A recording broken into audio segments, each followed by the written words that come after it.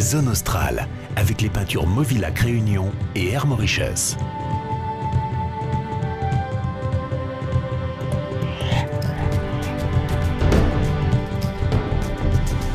Pour cette 3e semaine en Namibie, Zone Australe vous emmène à la rencontre de sa population et de sa richesse culturelle. C'est un reportage signé Serge Marizzi et Marine Weiss.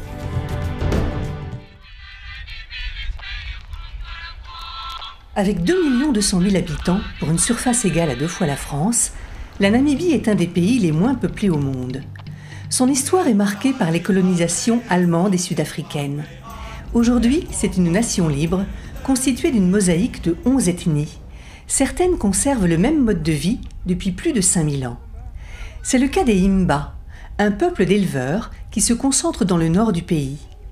On en compte encore aujourd'hui environ 15 000 qui perpétuent des traditions ancestrales en harmonie totale avec la nature.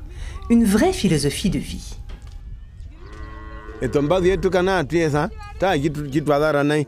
Je conserve ma culture, c'est un choix. Mon collier est traditionnel, mon chapeau aussi. Je veux rester un vrai Himba. Mais c'est vrai que les jeunes qui vont à l'école ou en ville, parfois ne reviennent plus au village. Ils ne perpétuent pas les traditions. C'est dommage. Mais nous avons choisi de vivre ainsi, en harmonie avec la nature.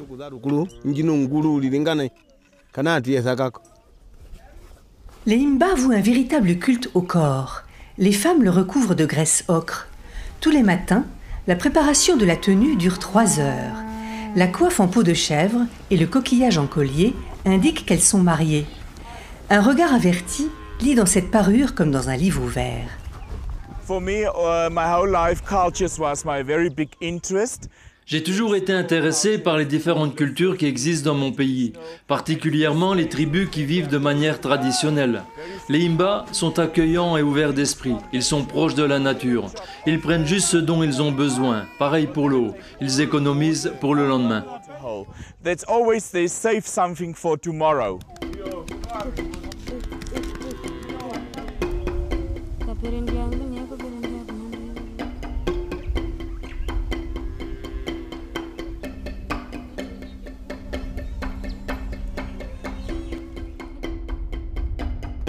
Plus au sud, dans des paysages mêlant sable et grès rouge, se trouve l'ethnie Damara. Constituée à l'origine de chasseurs-cueilleurs, elle représente environ 8% de la population du pays. Si les Damara ont adopté un mode de vie moderne, leurs traditions se découvrent dans ce petit village culturel. Dans un décor grandiose et désertique, on peut les observer perpétuer les traditions d'antan. Les Damara ont donné leur nom au Damaraland, magnifique région du centre de la Namibie, connue aussi pour les gravures rupestres des Bushmen. Environ 2500 d'entre elles sont concentrées sur le site de Tweefelfontein, classé au patrimoine mondial de l'UNESCO depuis 2007. Ce site a été découvert par un fermier originaire d'Afrique du Sud, qui cherchait un endroit pour installer son troupeau. Il trouva la source de Tweefelfontein, qui en afrikaans veut dire « la source du doute », car on ne savait si elle allait donner de l'eau toute l'année.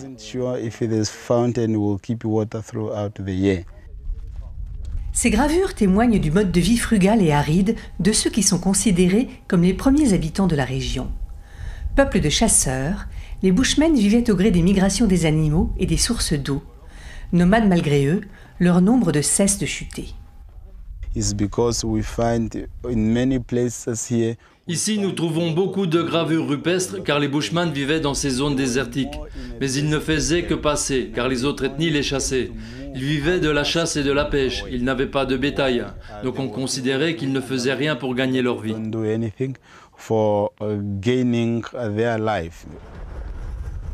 Colonisée par les Allemands puis les Sud-Africains, la Namibie a mis tous ses habitants sur un pied d'égalité à la chute du régime de l'apartheid en 1990. Mais les différences de traitement persistent dans les faits comme dans les esprits. Chassés de la réserve d'Etosha en 1957, les Aikom luttent encore pour leur dignité. Littéralement, leur nom signifie « peuple qui dort dans les arbres ». Sans éducation, ils tentent encore de panser les plaies du passé.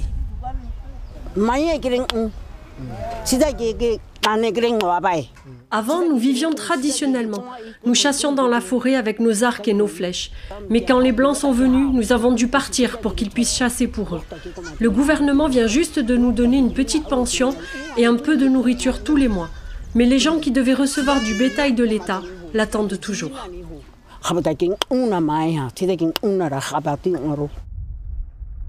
La Namibie est en pleine reconstruction de sa société. La majorité de ses habitants logent dans des townships aux abords des villes. Les conditions de vie y sont difficiles et le taux de chômage y est élevé. Il y règne malgré tout une ambiance bon enfant, témoin de l'esprit de réconciliation qui prévaut en Namibie.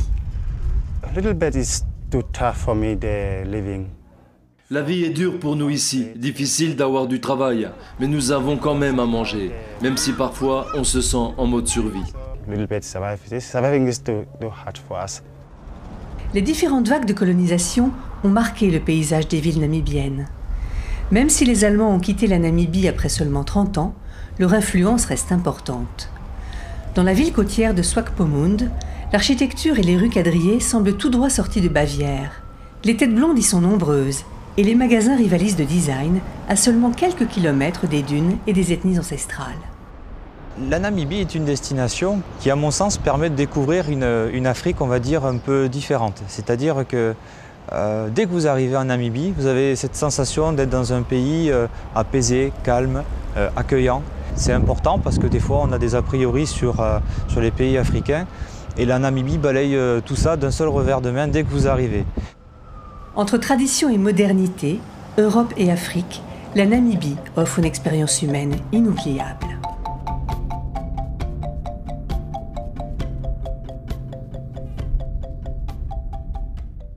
La semaine prochaine, avec Zone Austral, nous poursuivrons notre voyage en Namibie, dans le confort et le luxe des lodges, à l'intérieur des réserves privées.